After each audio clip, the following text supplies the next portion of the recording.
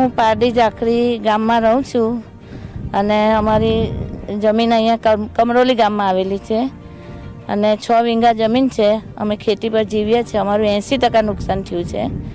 તો સરકારશ્રીને અપીલ કરું છું કે અમને સહાયતા કરે. ઉષાબેન પ્રવીણભાઈ પટેલ.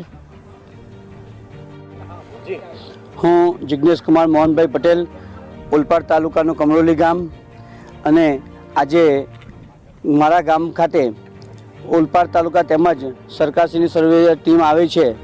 તો મારે એવી વિનંતી છે સરકારશ્રીને કે મારા જ ગામમાં એકમાત્ર કમરોલી ગામમાં 327 હેક્ટર યાની કે 1500થી વધારે વીંગા ભાત એકમાત્ર કમરોલી ગામમાં છે અને મારું પોતાનું ભાત 30 વીંગા ભાત છે. તેમાંથી મારા ભાત 17થી 18 વીંગા મારે પોતાને નુકસાન છે.